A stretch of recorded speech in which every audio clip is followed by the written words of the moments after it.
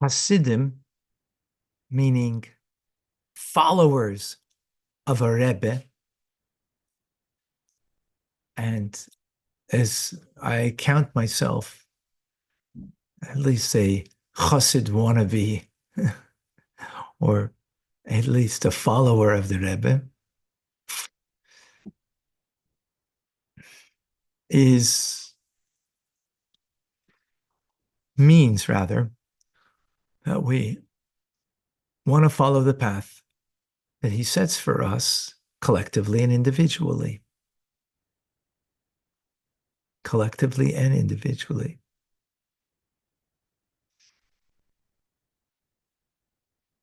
Which will include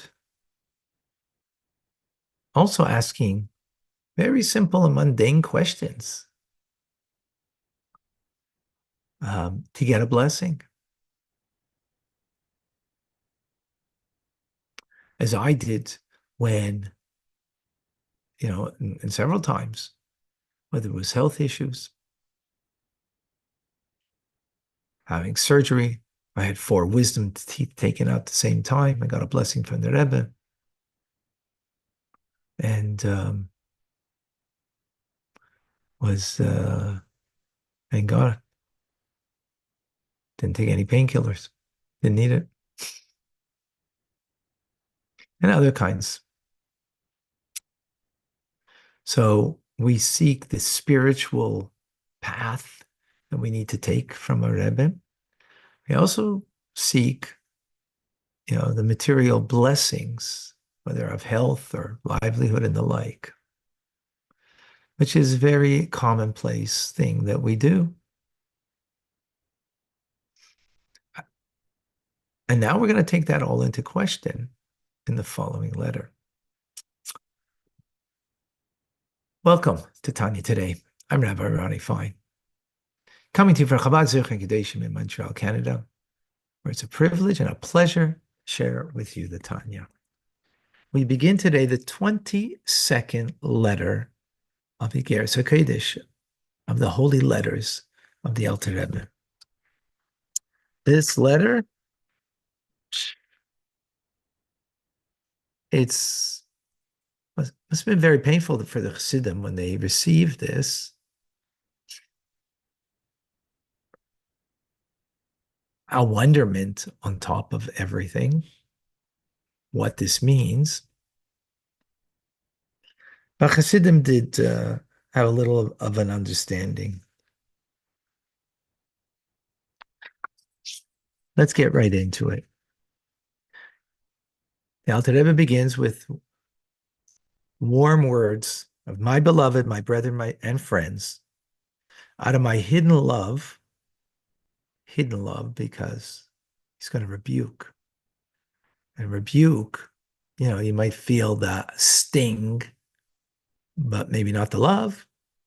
So you're saying it's a hidden love then, but it's the love. To the overt rebuke. So borrowing the terms from Isaiah, come now and let us debate. Consider the years of every generation. Has such a thing happened in the past? The Alter Rebbe asks. And this is in reference to coming to him specifically, but in general, coming to a Rebbe and asking about mundane things, as opposed to spiritual things or Torah-related things. So he explains, has such a thing happened in the past? Do we find such a custom in the earlier or later sages of Israel, meaning referring like for times of the Talmud and thereafter, that we should seek advice in mundane matters of the physical world? Where do we find this?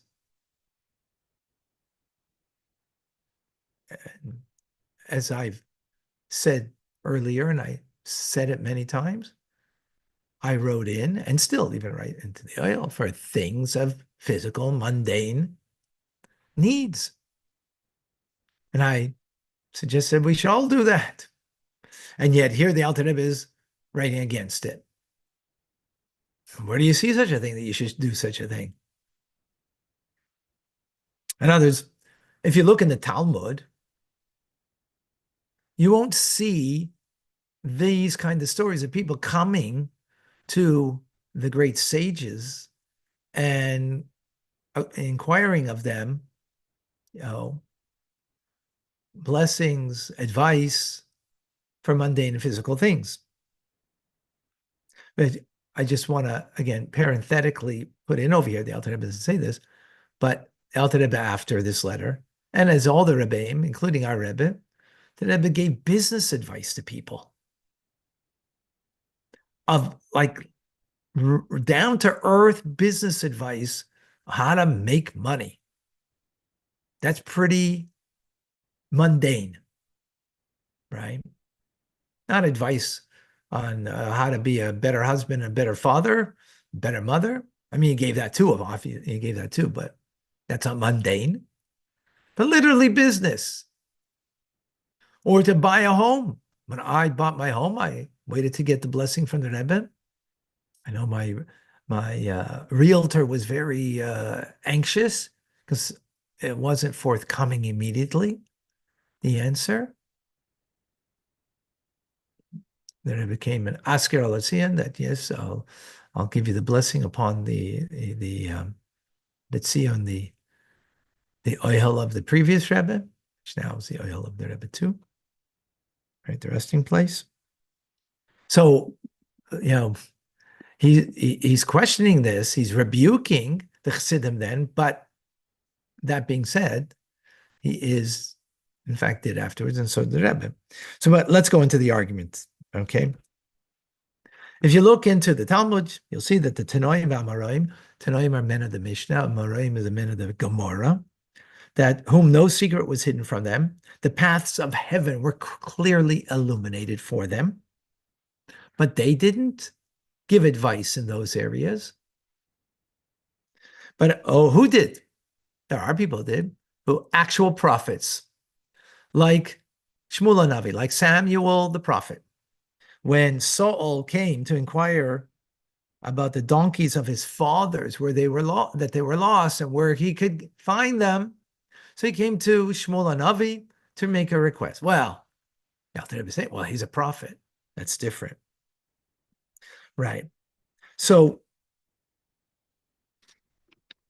what is the stature of these great sages from the Talmud and thereafter? Is that they are great sages for the words of Torah and fear of heaven. Fear of heaven, meaning how to properly serve God. So, you know, to answer about how to be a better husband or a better mother, yes, that's part of fear of heaven, right?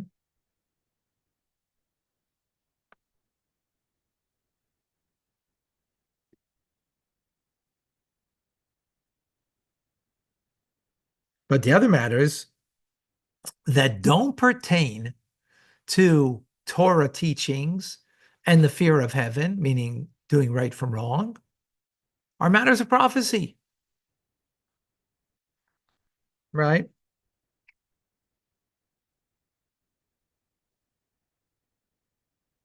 And those are heavenly things in the hands of heaven.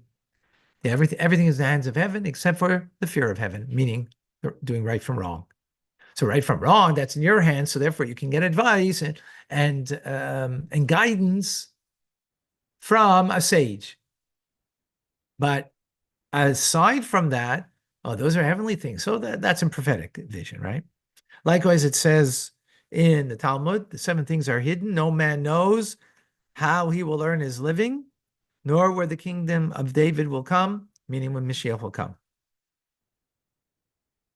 And the 2 things are likened one to the other. In other words, Mashiach coming and our sustenance, because these are things beyond us.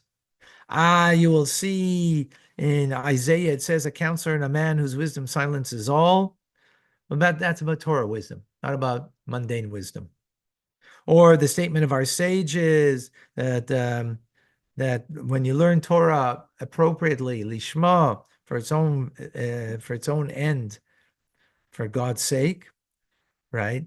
Then people will derive from him benefit and counsel and wisdom. Yeah, that's all in Torah matters. That verses, that teachings means, right? That's what it means. So again,